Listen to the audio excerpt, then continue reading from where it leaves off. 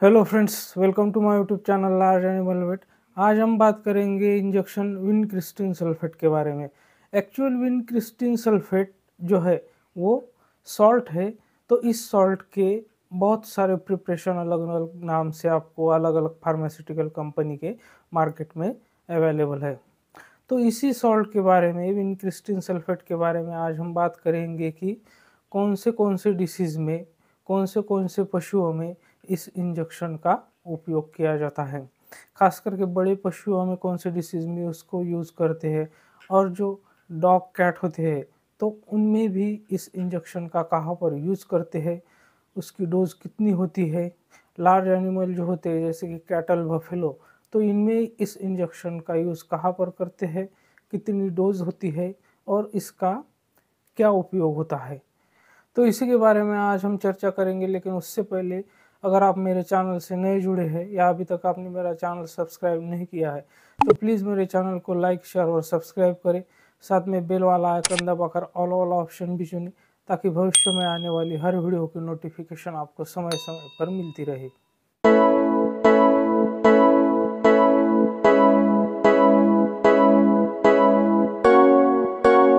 तो सबसे पहले हम जान लेते हैं विनक्रिस्टिन के बारे में कि विनक्रिस्टिन क्या है, वो उसको कहाँ से आइसोलेट किया जाता है और कौन सी बीमारियों में उसका यूज़ किया जाता है।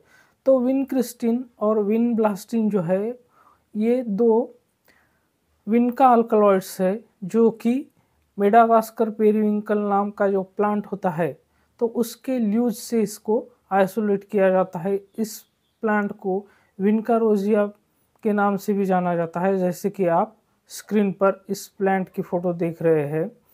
और इसको जैसे कि सदाबहार, सदाफुली, इन नामों से भी जाना जाता है। इस प्लांट को पिंक पेरिविंकल और रोज पेरिविंकल के नाम से भी जाना जाता है।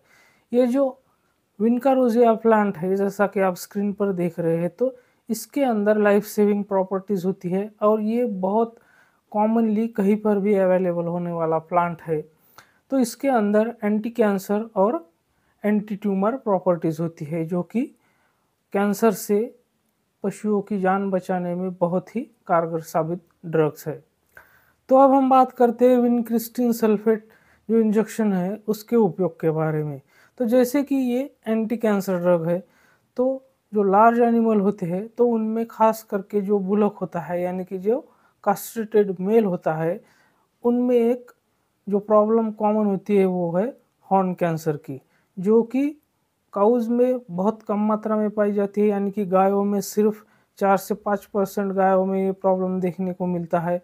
और जो बुल होते हैं, यानी कि अनकास्ट्रेटेड मेल जो होते हैं, तो उनमें भी ये प्रॉब्लम देखने को नहीं मिलती है। ये जो सिर्फ बुलक है, यानी कि कास्ट्रेटेड जो मेल है, और ख़ास करके जो 5 से 10 साल के बीच में जिनका एज होता है, तो उन बुलक्स में हॉर्न कैंसर की समस्या हमें देखने को मिलती है। तो हॉर्न कैंसर जो है वो एक स्क्वामस सेल कार्सिनोमा है, जिसे हम सींग का कैंसर बोलते हैं। तो ये पशुओं में एक बहुत ही घातक बीमारी होती है और इसकी वजह से पशु की जान भी जा सकती है। तो इस बीमारी में हम विनक्रिस्टिन जो इंजेक्शन आता है तो उसका यूज़ कर सकते हैं। तो जैसे कि पहले सर्जिकली उस हॉर्न को रिमूव किया जाता है, वो हॉर्न के बेस में जो ग्रोथ होती है उसको भी सर्जरी के द्वारा रिमूव किया जाता है। और इस कैंसर का रिकरेंस ना हो, इसलिए उसको फिर विनक्रिस्टिन थेरेपी शुरू की जाती है। तो जिसमें 0.025 mg पर केजी बॉडी वेट के हिसाब से इसको आईवी दिया जाता है। और एक एक हफ्ते के अंतराल से जैसे जैसे ट्रीटमेंट को रिस्पांस मिलता है तो इस ड्रग को 3 बार या 4 बार एक एक हफ्ते के अंतराल से रिपीट किया जाता है। तो सबसे पहला इसका जो खास यूज़ है वो जो लार्ज एनिमल में, खास करके बुलक में जो हॉर्न कैंसर का प्रॉब्लम है, तो वहाँ पर इसका यूज़ किया जाता है और इसका सक्सेस रेट भी बहुत अच्छा है। इसको देने के बाद हॉर्न कैंसर जो है वो रिकरेंस नहीं होता है।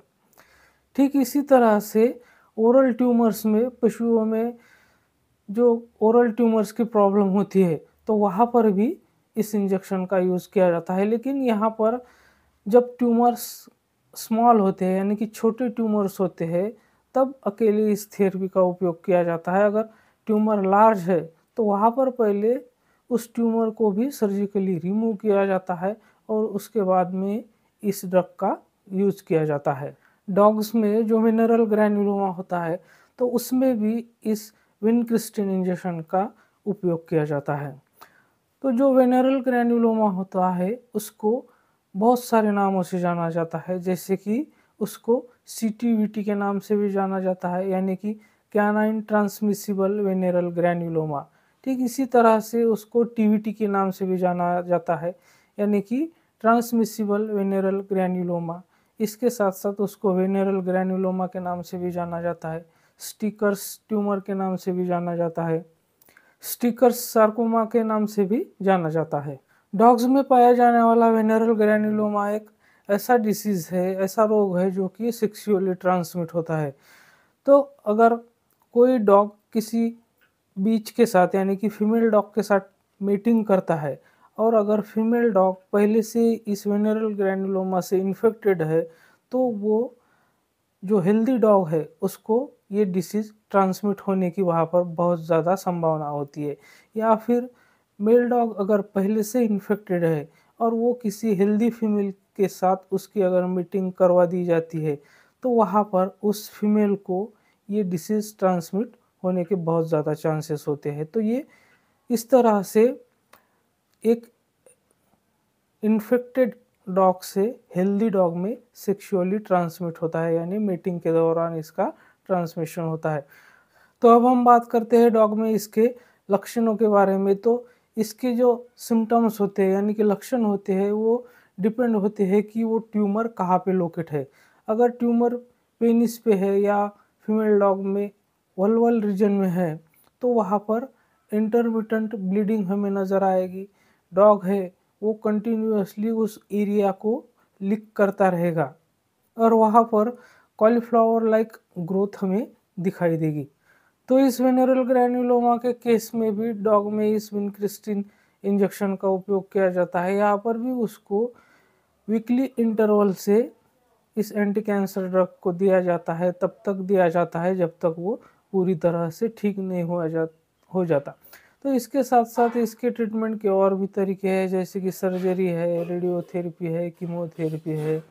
इस तरह से विनक्रिस्टिन इंजेक्शन जो है वो पशुओं को कैंसर से बचाने के लिए, कैंसर में ट्रीटमेंट के लिए इसका यूज़ किया जाता है। तो इस तरह से विनक्रिस्टिन ड्रग जो है वो सिर्फ लिक्विड के रूप में अवेलेबल होता है, यानी कि इंजेक्शन के फॉर्म में ही अवेलेबल है, ये पिल्स फॉर्म में अवेलेबल नहीं है। और इस इंजेक्शन को आईवी रूट से देना होता है, क्योंकि ये जो ड्रग है वो एक वेसिकंट है। वेसिकंट का मतलब कि एक ऐसा केमिकल है जो अगर वेन से एस्केप हो जाता है तो वो बहुत ज़्यादा एक्सटेंसिव टिश्यू डैमेज करता है।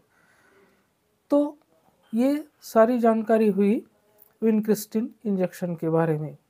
लेकिन आपको एक बात ध्यान में रखना है कि इस इंजेक्शन का आपको खुद से कभी भी यूज़ नहीं करना है।